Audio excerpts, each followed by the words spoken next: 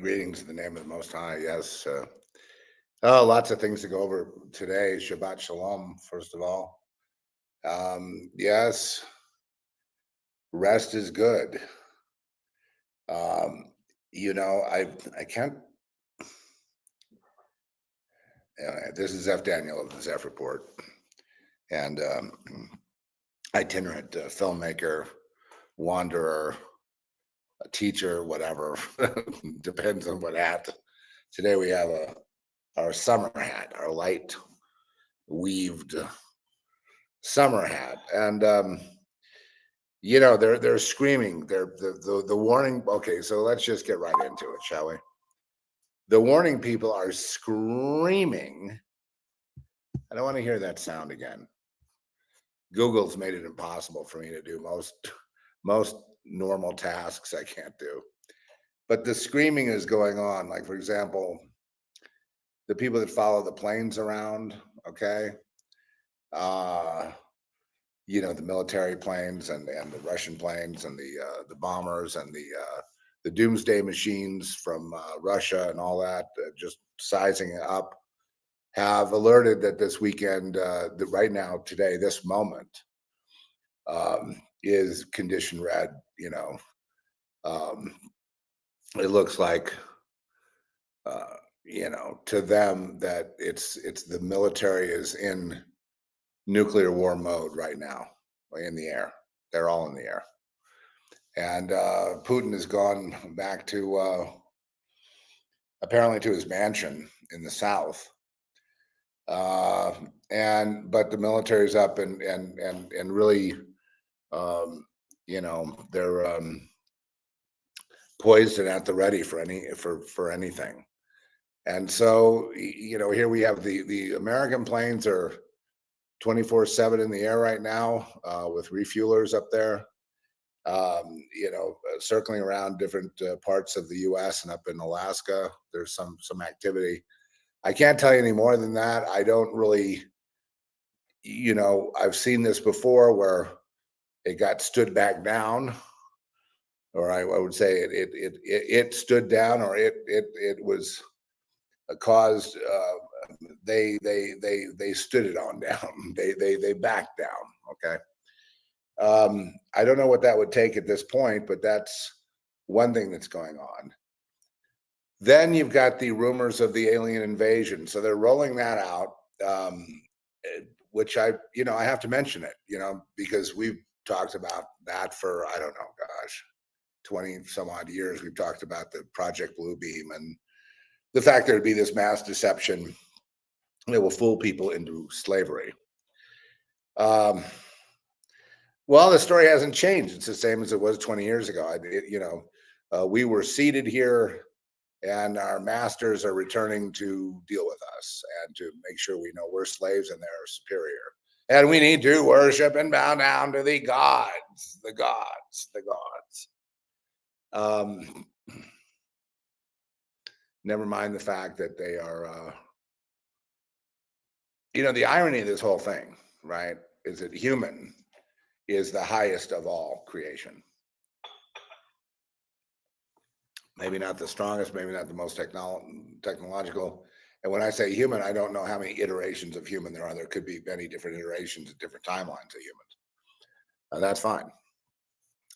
But if it's made in the image and likeness, and there's a spiritual process, because in the spirit, I like to think of the spirit as reality and the material world as a projection that we don't quite see accurately, or an illusion, or a simulation.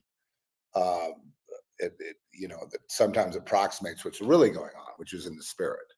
The spirit strikes first, and you can feel it. And then there may be a manifesting reality that follows it. So we're in this, whether we like it or not, we're in this kind of configuration of war where, anything could happen at any time. And I just want to tell you, if the unthinkable does happen, you will be with the Lord instantly. And so there is no need to fear. Just put fear out. In other words, thinking of the future at all is, out of the present. So out of the presence of God. So you want to be in the presence of God. We have to have gratitude in the present, not thinking ahead, not thinking behind, not lamenting what could have been, what we should have done, or beating ourselves up, not worrying about the future, but being in the present with gratitude, with understanding.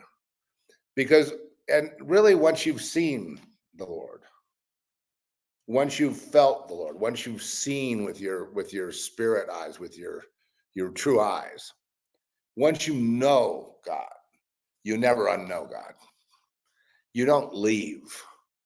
You don't. I mean, I guess people do it.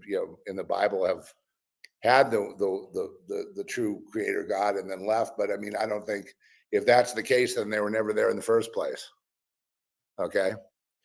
Uh, but yeah, I did have this vision that happened, which was the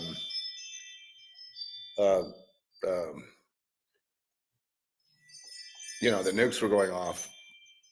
I stepped into the light of an explosion, and I was instantly with the Lord and at peace, and it was perfect. It was beautiful. And no, I didn't want to come back. So that's reality, convincing people to step into reality. And this is the problem we get. That's why I tried desperately yesterday to get us to keep it simple. That with all these things going on, the alien invasion, nukes, Russia, wars everywhere, Biden, evil people, totalitarianism, locking up people for their thought patterns, pre-crime, all that swirling around, unfair, unjust, evil, terrible, awful. And look at the people who have taken their masks off and shown us they've been down the whole time. They've been evil the whole time.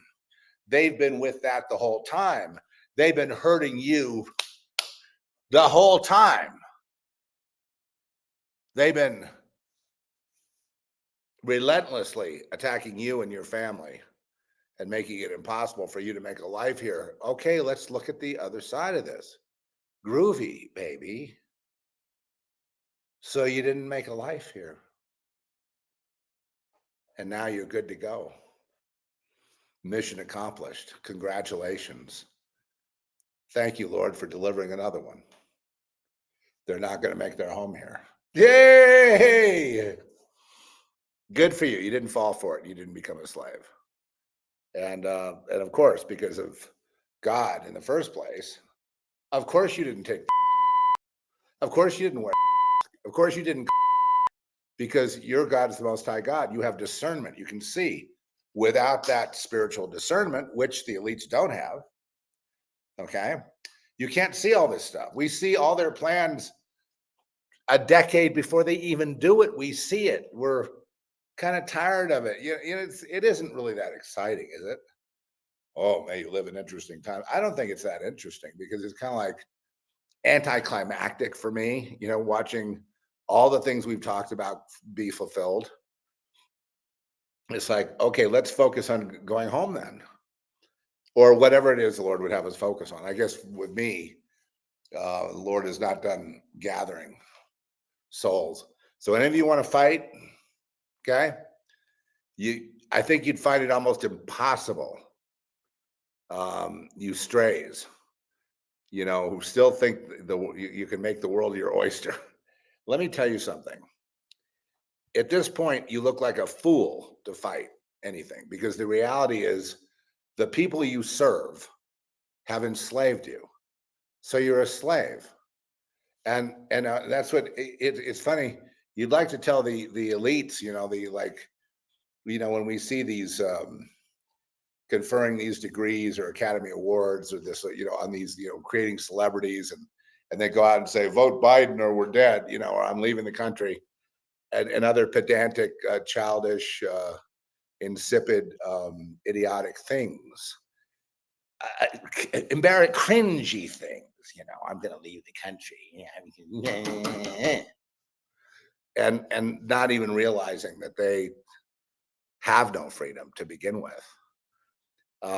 They have their money, they have their masters who tell them what to do, they better do it on cue. And boy, it's really amazing to watch some of these people just jump to attention when they get the call and out themselves. But now, if you're outed as being one of them, you are basically a slave of the corporatocracy. You're a slave of Larry Fink. You're a slave of big government, world government, and the global corporate interest. You are nothing but a commodity that has a utility, and when that utility is gone, oftentimes they just get rid of people when there's no further use because they don't have any respect for life. And this is really hard to get through people's heads. The elites have no respect for human life, not even their own, to coin a phrase from Dr. Strangelove. Your commie has no regard for human life, not even his own. True, very true. And I want to get into this part. This download. You're going to love this if I can do it. If I can do it. I want you to understand who you're dealing with. Okay? I want you to understand who you're dealing with. Okay. The people who rule the earth. You say, well, they're Satanists. Yes, they are Satanists, even to the extent where they've altered their own DNA. They are Satanists to the extent they worship Lucifer and they feel like they are gods themselves. But that's not enough. The contest for them is with the Creator God. And they hate God so much, and this I know from experience, okay, from not from book reading, but from actual experience. They hate God so much, okay, that they want to get rid of their own bodies. And any further, and that's why the need to get rid of anything organic, anything that has carbon, because it's a war with God. Understand? This is going to be the thing that's going to get you through this better than anything. They do all the things they do because they hate God, but the hate is not just an antithetical or not just an antipathy. It is not just like a magnet in reverse, a repulsion. It goes very deep to the very core of existence. They hate existence, and they hate you. I mean, obviously, but they hated you, in the beginning, and they hated you all along, and as you see. But what they hate is they hate their own bodies, and they plan to become digitized or avatars or whatever you want to call them. Not exactly, but they plan to enter into their own universe with their own physics and their own ideas. They don't want to be part of this biological universe or any other part of it. They want no part of it. They want to live forever. They don't want to live in constant punishment, which is what they think God has done with their lifespan and just the way things are. They feel that God is a failure, that God failed, and people are miserable, and the whole thing is a failed experiment.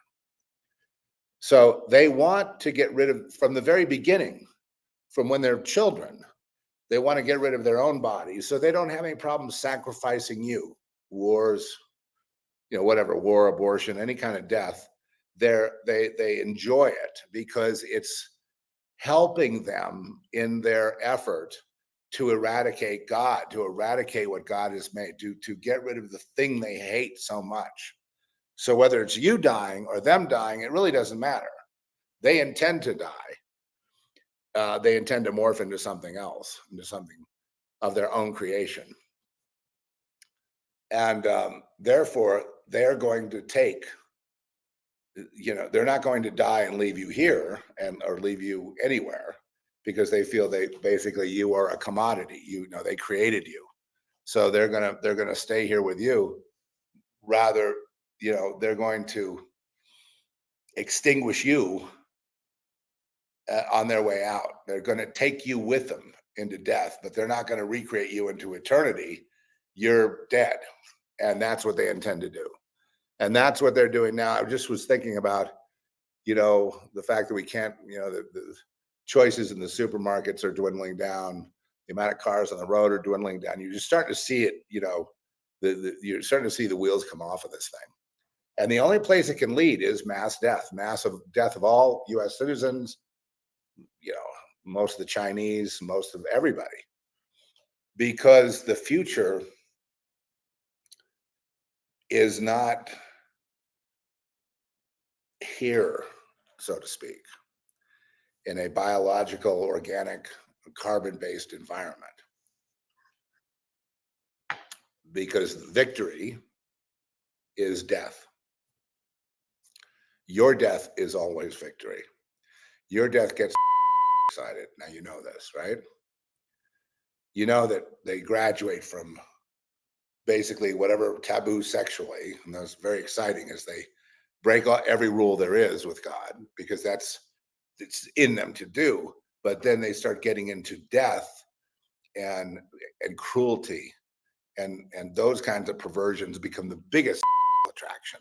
Not they graduate sort of trafficking, they graduate to that next level, which is basically doing harm, causing biological entities to scream and yell and pain and suffering.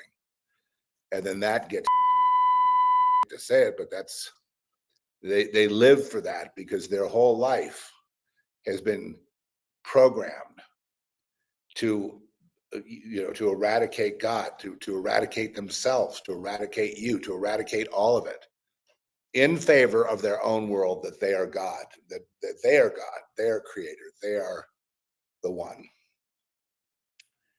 And so it's very interesting for me knowing that. And it's very simple for me knowing that. Knowing that makes it easy for me to cope, saying, oh, yeah, well, of course, I've always known this. And I've tried to point it out to my fellow brethren and my peers. And I said, this is who you work for. This is what you've become. And they weren't having it. They tell, I'm the problem. I'm the thorn in the side. I'm the one that needs to shut up. They're doing just fine in Disneyland. I'm the one who needs to be dealt with so they can keep their delusion going. The delusion is their lives matter. Your life does not matter. Okay? Never did, never will. So let's get that straight right at the get-go. You try to explain, they go, Zeph, if it turns out the way you said, I'm going to, well, start committing then, because it is the way I said it was. That's where we're headed. And it's going to be in your face soon. What's interesting to me is watching them stick their heads deeper into the sand in order to avoid thinking about it this way, to find something, and that's where your concerts, Super Bowls, and commercials, and fast food joints, and cheap fashion, and all that all comes in like as if people care about these humans. Like, no way. The humans are an embarrassment. They're useless eaters. They're just waiting for their chance to pounce. And so I don't know how you prepare for that. I mean, you can prepare for death. That's the best thing you could probably do. But then again, we all die anyway. So it's win-win for us. It's not win-win for them because, a lot of them have already died on the way and they didn't get anything for it. And they didn't become avatars in their own special, matrix, although they have that. The movie Avatar, it's interesting. James Cameron had a lot of fans. I think a lot of people do want to commit euthanasia against themselves if they can live on as an avatar. I think a lot of people, folks, don't be surprised now. If a lot of the people around you, line up for you for the transformation, they'll call it, into an eternal being, they'll be lined up around the block. And you can't talk. Look, I have tried my whole life. I paid the price. I've been at the end of, their plans of assassination and everything else to shut me up, discredit me, drag me through the mud, everything that they could try to do, to make sure that you don't hear me ever, they've done. And they continue to do. And I think the reason they do that is because they get rewarded for how many souls they destroy. Do you know what I mean? So the more souls they can take with them through consent and through free will consent, that's the only way they can get it. That's the only way they can get that soul. The more they can take, the better. So they're going to have to make it enticing. But listen to this: live on as a, in whatever form you want. You want to be a girl one day, a boy the next, no problem. You want to be old one day and a teenager the next, no problem. You want to trade appearances like fashion, no problem. Just sign right here. And you'll be cool. You'll be able to do whatever you want. And they're trying to give you a foretaste of it through Meta and AI and all that. And eventually they'll have virtual realities where you can actually preview what you would be. Well, you can have an avatar now, but I'm saying you can preview even better what it would be like to really be you in that environment, not a derivation of you or a projection of you or a thought of you, and you're still behind the controls, I mean, it would be you there. So you even get a preview of what it will be like. And of course, the entire proposition is a lie. They don't have to do anything with you. All they have to do is get you to die, and on their dime. And then they the consequences is they have your soul. They can regenerate you into a body. They can do a lot of things once they have that. That's why I say that's reality. That's science. That's stuff. The soul is stuff. The body is not stuff. It's a projection and all that. So it's very interesting. But you say, well, why would they be that mean? Why would they do all that? Because they have had a plan for a long time to end this, and it excites them and it makes them happy. Killing you makes them happy. Wars make them happy. A slave state where you have the elite rulers, the gods, and then the little people, they're worshiping the gods, who are them, makes them happy. Okay. Now I'm going to go to part two. This is 23 minutes long, so I'm going to now stop this vid and we're going to go to part two. So be sure to look at that. Let's see how we do. All right. So I'll have to record it. Yes, I will record part two. And I'm just getting started here, but it makes it easier if you break it up a little bit. Part two. Okay. Well, anyway, so the main takeaway from that is really if war with God, war with Creator, war with whoever made the body, includes getting rid of the body and going for another system, meaning the manipulation of consciousness into another form, then that's the plan, and that's what they intend to do, and that's how they believe they will be liberated by Lucifer, to expand to the stars, et cetera, et cetera, et cetera, join their fellow aliens, whatever, join the fallen angels, which have been intertwined with humans from the beginning. It's like the man will crush the head of the serpent, and the serpent will bruise the heel of man, interlocked.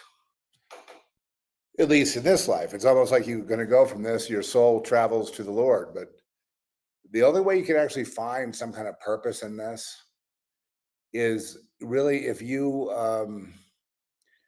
just have to be a seeker. You just have to seek. If you know God, then it's easy. You just ask the Lord, please lead me. I feel like I'm not hearing properly. I'm not, no. I'm not, Sorry.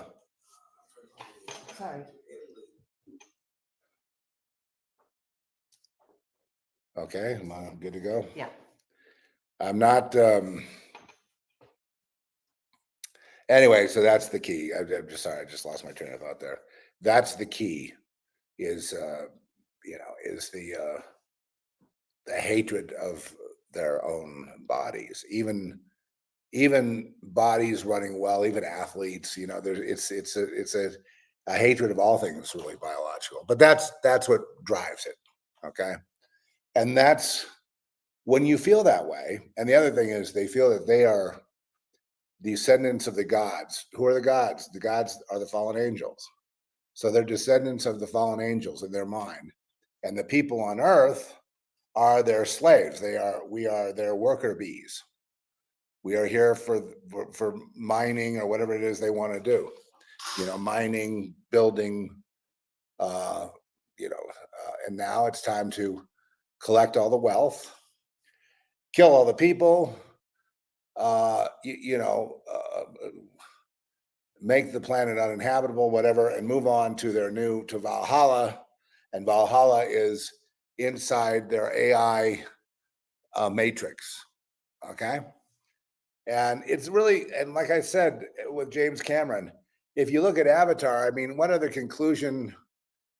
To me, I read it very easily. It's just like, okay, I see the yearning of Cameron to become an Avatar. Obviously, the bad guys are the military, they're human, and the good guys are the avatars. Okay, and they're still connected to the big tree, and we're all brothers and sisters and kumbaya and all that, and we exist in eternity, and we are peaceful and happy and loving. Okay, so go ahead. Why drag us with you? Why? And I have the answer to that. They need us. That's the power of destroying that much that God had made. The power, there's great power in enslaving the human, killing the human, bringing the human into agreements with things that no one would ever want to agree with. Okay, so here we are on Earth. Now, here's the even more interesting thing. Here we are on Earth, and beautiful. And I remember, I've told you the story about the priest many times. It was down at one time my family had a house in La Jolla on the beach. And I was there one weekend when it got to a point of no one ever went there. It just was, empty house. So I was there one weekend, and a friend of Trish's came down and brought this priest friend from the Los Angeles diocese. And I was out there. It's a beautiful day, and it was all white caps, and the ocean was really deep blue. It's just beautiful, and it was like a summer day, and all kinds of people on the beach, and just a happy time, a happy place. And I said, "Look at all that abundance. Look at all that potential. Look at all that food. Look at all that sea life, and there's enough for everybody. I mean, just the sea alone could feed everybody on Earth." And then he got really mad. He got so mad, he started slogging down the gin and got mad. And he says, a man still has to work for a living, Zeph. I was Woody at the time. I was Woody, man's got to work for a living, man's got to earn a living. So what got him mad is, yes, a man has, let me translate for you that don't know what I just said. He got mad because I insinuated that it was, look at all that's there, that's free. And he insinuated, or I insinuated that there was freedom. And he's like, no, there isn't. A man still has to become a slave to earn a living. You can't just go out there and fish. You can't just have a piece of the ocean. You can't just have a farm. You can't just have a life. Man sells to earn a living. And that comes from, yes, when we say bow down, what do we mean? We mean the worship of the fallen angels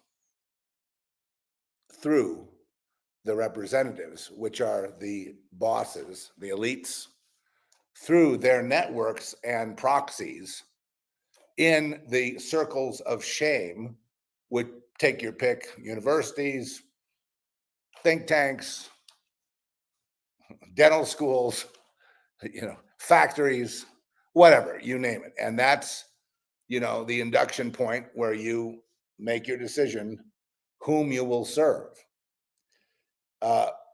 So the irony of his being a priest and then hating God, denying God in order to be a priest of God was delicious to me. And I haven't written anything about a priest, I feel now we need to write about a killer priest. My friend Brian Usna, the director of Society, big time director guy, he wrote a book called The Pope? It was about pedophiles in the church and a guy, getting, knocking them off, killing the pedophiles. It's like, we had a long talk about this, and he comes from a standpoint of the world, and this goes into the thing where you can sell and get nothing for it. Well, there are different tiers. To be serve the upper elites, you have to be chosen for each level. And whatever level they put you on, that's where you stay. There's no upward mobility. You're not going to change. They're not going to change. And so you take your place, and you have gratitude that you have a job and you've got a place to live and you've got, a pat on the back and attaboy from your friends, right? And, and accept it. That's your life. It's wonderful. Run around the track, get the rabbit, win.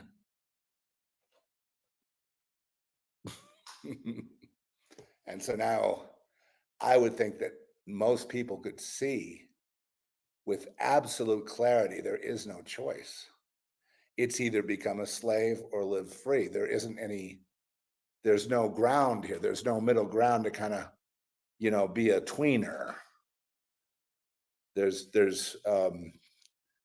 tweeners are considered traitors because your utility to the other side is, your any whatever advancement you can make is sort of based on you being able to keep secrets. How good you are at deception, how good you are at lying. And then, there's the divorce, there's the cancer takes you, they lock you in the old folks home, whatever. You got that beautiful future to look forward to where everybody hates everybody. And then you're just glad to be dead. So if that's you, I'm still here, ready to go. Anytime you want to, debate or whatever, I'm still here laying it down before your honor. And, in the court of law where God is the judge, I will lay down the case again and again, and I will win again and again. I will always win. Because it's really past tense. I won. Or if you will, God won. God, or if you really want to get down to it, get out of winners and losers. God just is. And that's the end of it. God is, period. You are not. It is not. They are not. He is not. She is not. God is. Okay, end of debate. I deny God. Well, fine. You just admitted he exists. So you would rather be a slave. Go ahead. You're either one or the other. The way you can tell if you're a slave is that, The world supports you. The world, at the very least, will leave you alone. Not so if you're tethered to it. So I'm saying this because we're facing, the end of this. There will be a lot of death. They're also getting ready to roll out the bird flu on top of it. So you've got all kinds of real dangers here. And you may not have another chance to consider your situation because you are precious. See, you are precious. And if you made a mistake in choosing Disneyland, it's like choosing to eat a plastic cheeseburger versus a real one. If you chose the plastic because you were pressured into it or whatever, here is your chance to live rather than just, be a dead man walking, rather than just be a finite slave with a barcode tattooed across your forehead.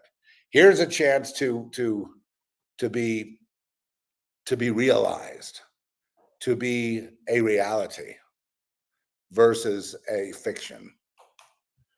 And I can't put it any more succinctly. I will stay on the point. And the reason, if you're hearing this and you're out there just running and gunning, trying to figure this out, you can't figure this out. Okay.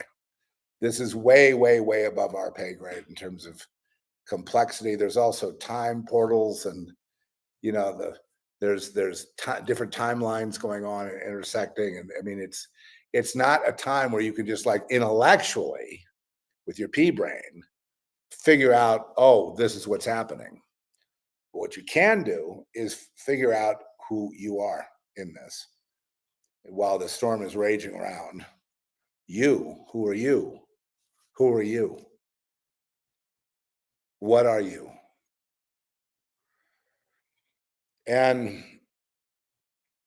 it'd be a shame for you to leave here before having an answer, or worse, concluding as an ignorant person, concluding that you're right when you're wrong because of pride, because you don't want to admit that, you thought the world was real, you thought it was a solid thing, and now look, it's turned out to be anything but. It's turned out to be one big shit show.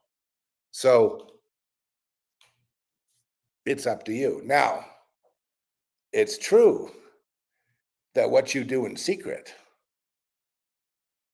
you secretly, Lord, please take me. I see now. I see you're real. I see it's real. I see I made a big mistake. I repent. I'm sorry. Lord, I just want to be with you, please. I need you. I can't live without you, Lord. It's just too much for anyone. See, if you do that, you can expect supernatural attacks from your family, from friends, from strange places, even if you never told anybody about your faith, that you're anybody about your decision, before you even mention anything, the polarity shifts, the attacks come, and immediately you're thrown into, okay, you know the truth now. Are you willing to stand up with it? Are you willing to live with it? Are you willing to abide in it? And most people are so grateful to find the truth and to have the pressure off and to realize this whole thing is not about them and their performance and being bred and fed and led and coached to chase the rabbit and then run and get the rabbit and then go back to your cage. That's really not it for you. I'm nothing without Jesus. I'm no one. Jesus is Lord. Okay, you can live. Why do I say Jesus? Why do they hate Jesus so much? Because they know that name, Jesus, Yeshua, Yahusha, whatever, that frequency, that resonance, they understand that's the fulcrum of all things. It's the thing all things are hinged without which, and now we're talking physics, no thing could exist. We're also talking about Son of God. See, it's interesting. As you become an emancipated being, you have many aspects. One of Jesus' aspects is, I make all things new. Another one is, I'm the Alpha and the Omega. Another one is, I am the Lamb slain before the foundation of the world. Before this world was, I was already slain. The Lamb was slain and the people live. Abide in me. Put the blood on the door. And we could go on and on. We can go round and round with this, if you like. But the reason I'm, kind of being a little bit fervent, and I've tasted death. Oh, just my buddy Brian. He wrote this book. I mentioned the Pope, and I started reading it. It's very good, and I need to really. He obsesses so much on his writing that. We have a project together where we've actually done a novelization of society, but it's not done yet. And I'll talk about that in another video. No, I'm, believe me, very controversial in these, around how I even penetrate these social circles and still live. It's, barely at times, barely still live. We can go through that too. Look, my point is, you're either a slave or free. And I'm not kidding you. I don't have time to screw around here.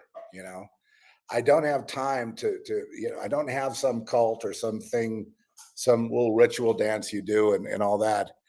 It should be self-evident at this point that the wheels are coming off, and it never was Disneyland like you thought. It never was about the Super Bowl. It never was about your job. It never was about your wife. It never was about your kids. It never was about your parents. It never was about any of this.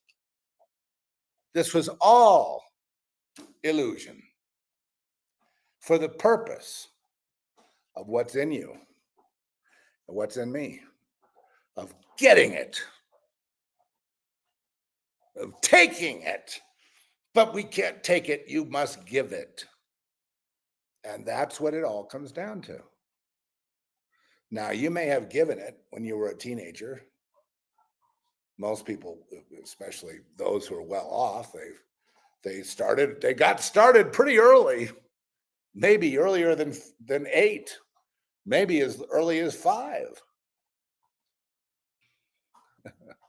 But at any rate, before a certain age, they've given it.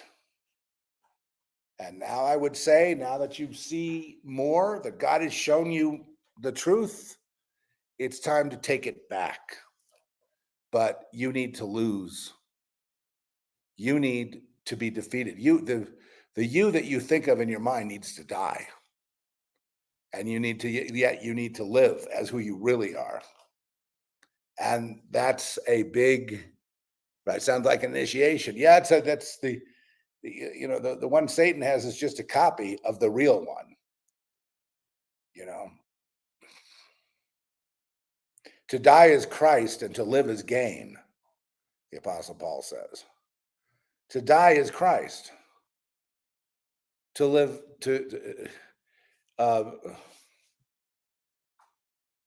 that's not it. To live is Christ, to die is gain. Isn't that it? To live is, sorry, I had it backwards. Man, what am I becoming, a Luciferian? By talking about this stuff? No, to live is Christ, to die is gain. Now that sounds like he said it's win-win. That's a man that is not worried about anything. Why should we be? I know they're flying around with the nukes right now, playing their war games in the sky. It's very dangerous. They could drop them, they could launch them, they can do whatever. It could end in 5 minutes from now.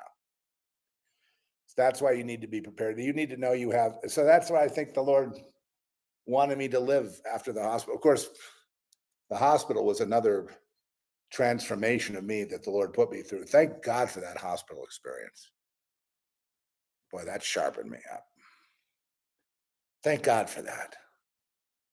That's probably the best thing that's happened to me in the last 50 years because that really, really, I guess, got it just so the information block of what everything is, what reality is, was so clear.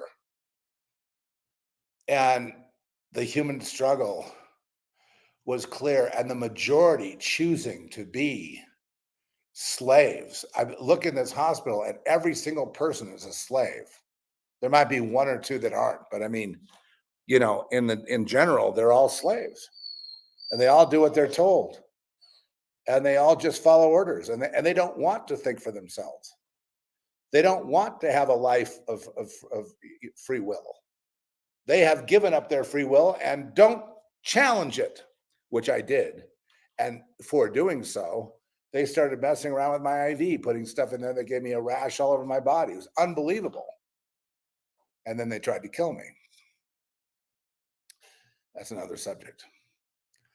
Oh, no, I expect it. No, please. Please. This is no surprise. Is that a surprise? You go into a place that's basically Nazi-driven. The entire thing is corrupt. The entire thing is satanic. And then they call themselves, like Presbyterian, Christus St. Vincent. Is this some kind of a joke? And folks, it is a joke. And the hospital is a joke, and the doctors are a joke. So they're all a joke. I mean, they might be able to cure you from something like you get crushed in a car accident, and they can maybe hammer you back together a little bit. But in general, they just want, as you rehab, they want you to be on their drugs. Come see them every once in a while, take their scans, and scare you to death for the rest of your life. If that's the way you want to live, welcome to it. See, I can't change you to live like I want to live. I can't make you do the right thing. I can just give my best. And, like someone was asking me, well, haven't you had enough, Zeph? What do you mean had enough? Coming back and really pushing all that. I mean, don't you want to just like pursue your career? And I said, career? What's a career? Is there a career somewhere that I don't know about? Okay, folks. Whew. There must be a lot of people who are just like right there, right there. They're completely fed up with it, and they just need to know the way to go. Listen, the word Jesus is never going to be popular. You say it, they're going to reject you. They're going to hate you. You say, I got God direct, and they'll give you a pass. Is that what you want, a pass? Or do you want to touch? Do you want to touch? Right? Do you want to touch the real thing? If you want to touch the real thing, you have to say the name Jesus and understand that is the name. You see, God will not bless. Even you say, well, that's a myth, a story. No, it's not a myth. Is it a myth that Jesus is the Alpha and the Omega? Is it a myth that Jesus is God? Is that a myth? Do you understand that there's no real difference between the Son and the Father? That it's all designed that way to make you think about it in different ways, but ultimately, it's just God you're dealing with. Can't we just deal with God of Shiva? You can, but you're back to Vedic knowledge, and a lot of that comes from fallen angels or man himself.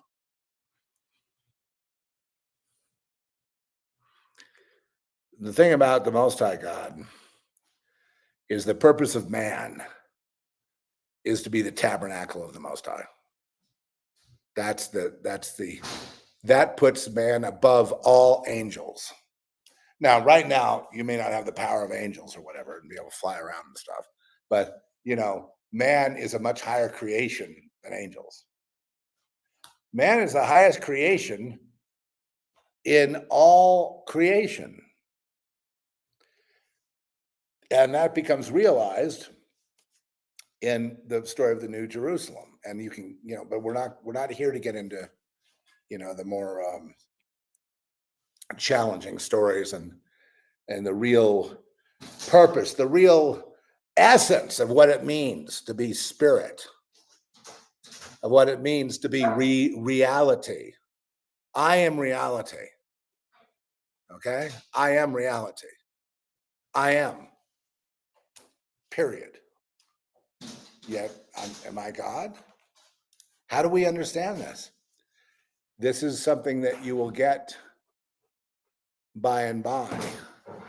If you really want it, then my job is done here. You know what to do. Those who want to because I'm right and they're wrong, because all your people that you looked up to and served now are going to put a knife in your back. Yes, they're going to put a knife in your back. They're going to kill you, and they don't care if they do.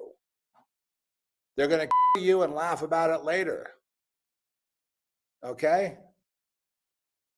Can we just at least, well, that's as far as I can go. And I must get off here because otherwise we won't get this baby uploaded. So I'll see you next time. I'm going to put another little audio or a little clip up that will explain about where we are with films, but it's like an extra.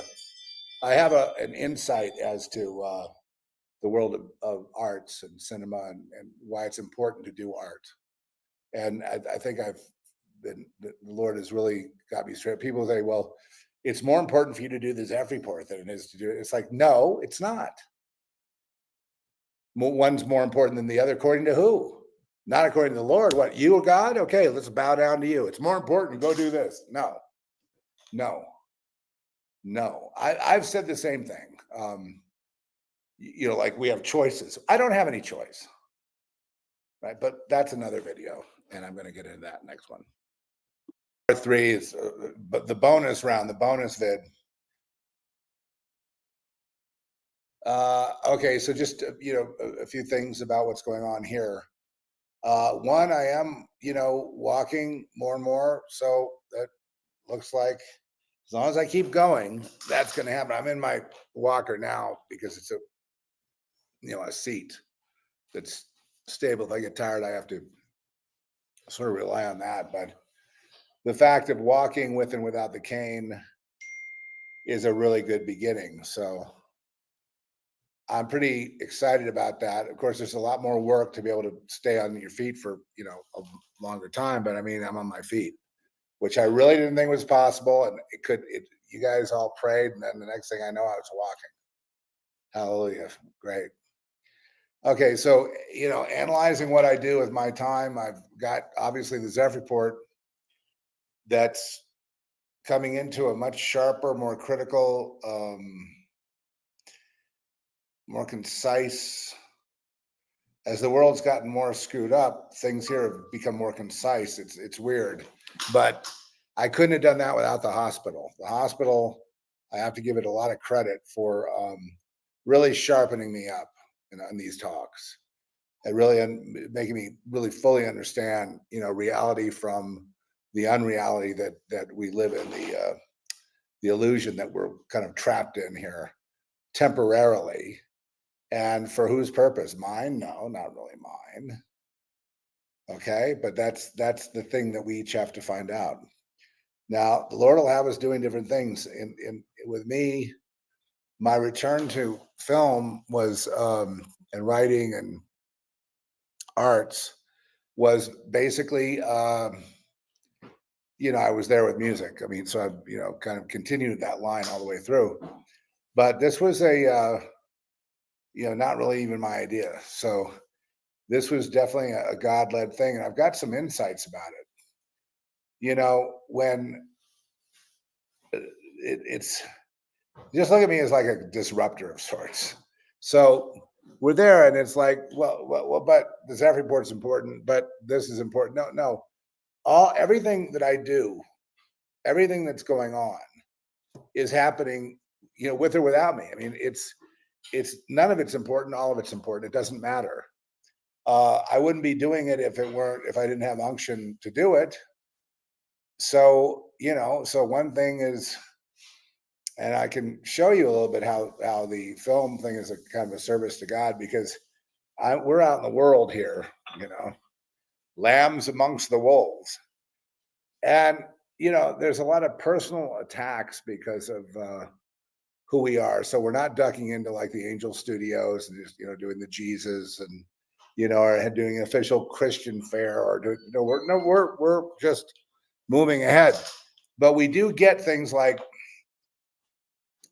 it's just interesting how they try to get rid of us.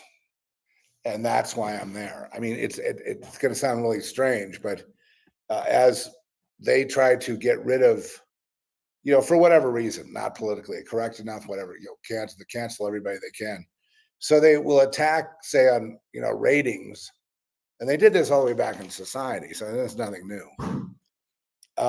Where we were actually banned from the United States and had like a 1 rating on whatever was, on whatever rating system there. I don't think there was an IMDb exactly then, but we have like 70 awards and some pretty prestigious festival awards with Girl Next, for example, and a 3.2 rating. And people look at that and they go, what? And it's like, that's why I'm there. I'm not there to get a 7 rating. I'm there to get the rating that we get. I'm there so you can see, the audience approval here are people that understand what we're doing, because I'm not going to sell out and do paint by the numbers so everyone can understand it. That's not me. So we will suffer some backlash for that. But the point is you see 70 awards here, and then you see a 3.2. Now, when we began, it was really more like a 2.1. With Society, it was like a 0, and then a 1, and considered the worst horror film ever done. And as time went on, it climbed to wherever it is now, which it can't climb all the way because the people were there in line to attack because it was getting a little close to the bone. Ha! Okay, so we also have, the same thing with Girl Next. It was getting toward or over a certain line. We are who we are. And it drew some, personal attacks. You're not supposed to use IMDb for personal attacks and things like that, but they do. Quantum Devil, 3.1, 3.2. And I look at that, I say, Lord, and then look at it's gotten some best pictures, some best directors, got some pretty nice accolades. And so you look at those 2 numbers and you go, how can that be? Exactly. It proves my point. It also proves the fact that we're not, well, there's gotta get this phone call.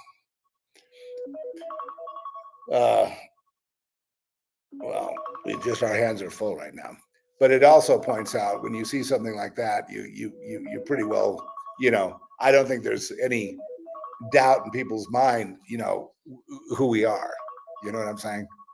It's like, if I wanted that number to change from 3.2 or whatever it is, I don't look at it anymore. I don't care anymore. But I'm going to keep going anyway. They can give me one for the rest of the time. I can do 10 films in a row and have them all be 1. That's fine.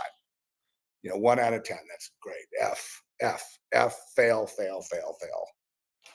And people know that's not true, but they also see the personal attacks. And I've had this all along. And what it is these are gatekeepers that they did try the same thing with Fright Fest in the UK. That's a prestigious horror fest in the UK. It's once a year. And we had our documentary there, and they tried to attack it using panic to prove their point that there is no such thing as satanic abuse. No, absurd. But the woman that reviewed it is absurd. She's an idiot, except she's an idiot with a purpose, and that is to keep that frightmare, or whatever it is, the Fright Fest, to keep a certain kind of person in there, and to be a gatekeeper for the others, to keep them out, to keep this kind of, information out. I think her biggest objection was when Trish on the documentary said something like she just went crazy over that. Like, oh my God, there is no proof that it was a natural. There's all the proof in the world that it was a planned. We were right on that. I'm going to stay right. I'm going to say to the end of my time. So she gave it an F. It's a fail. But it's because she's a gatekeeper. Other people aren't. So it's going to be mixed. You have a lot of gatekeepers in the arts that want to keep a certain thing out. If you say the name Jesus anywhere publicly, you're out. Understand? So I fully expect it, and why not go somewhere where people love you? Well, what's the greatest need right now for reality in the gospel, and just the absolute reality of this existence? Where is the need strongest?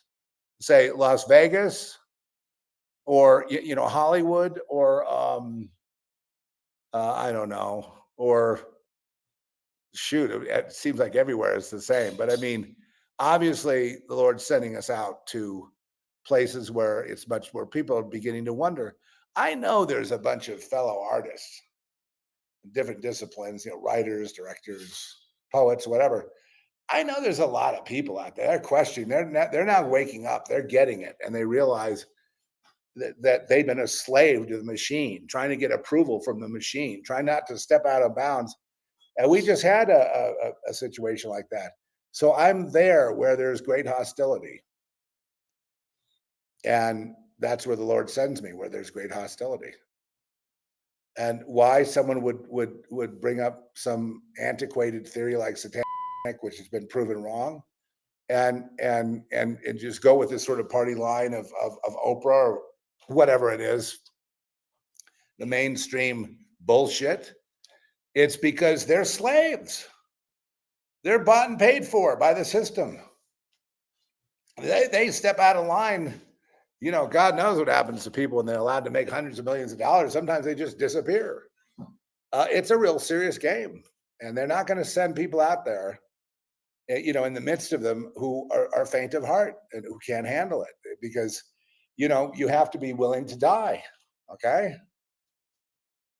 And, it's pretty severe, but the idea of canceling or trying to shame people from making films, when what the film industry needs more than anything else is to hear from people who are seekers of truth, who are willing to find truth within the scenes of what they're creating and the stories that they're telling, and not just reveal propaganda.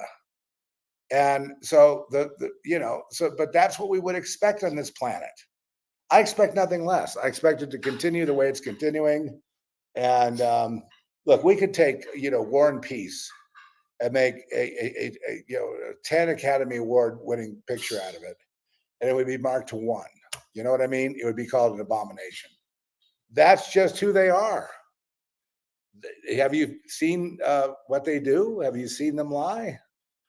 Have you seen how they Well, so you're in good company. So no, I'm in good company. Stanley Kubrick, they walked out of The Shining. They walked out. They gave it a 1. And 2001, they did the same thing. They actually stopped by his daughter, Yep, who was featured in the film. Yep. She was just heartbroken. Daddy, they're leaving before my scene. She was just a little girl, and they all walked out. So called it an abomination. Right. So the whole point was that Stanley Kubrick was a truth seeker, and he's smarter than everyone in Hollywood, and they're stupid actually, So you're putting on, you're making 2001 not for the idiots of Hollywood, and they are pretty much all idiots.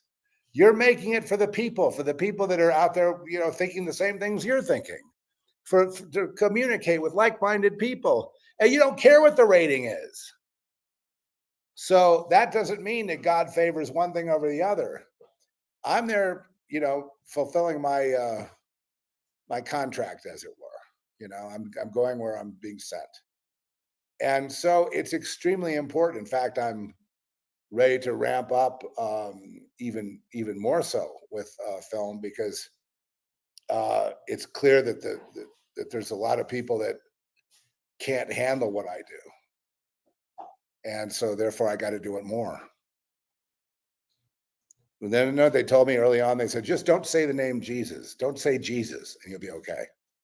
So I started doubling down on Jesus, Jesus, Jesus, Jesus, Jesus, Jesus, Jesus, Jesus, Jesus, Jesus, because that's reality. You want me to deny reality? Okay, there is no, this is Disneyland. It's great. If you're having a bad time, it's because you're not obedient enough to your corporate masters, okay? Okay. And with that, shalom, Shabbat shalom, and we love you and thank you for your support and prayers and everything. And it's been a video thing. I'm a writer, so I should write again. I'm all confused using Substack for video, and other places are for, it's for writing. And it's a mixed bag since Spreaker pulled the plug. They don't want us being in a live chat together. So I'm kind of looking over at Rumble and trying to figure that out. It's either you get content or me struggling to learn how to work Rumble. Do you need content? I'd say right now you need content, because you may not be here tomorrow. It's every day right now is critical mass every day. The bough is broken. The breach it's breached. The how do they put it? The Rubicon is crossed. The madmen want to blow the whole world up. Après moi, le déluge. And that's where we're at. And we'll see you next time.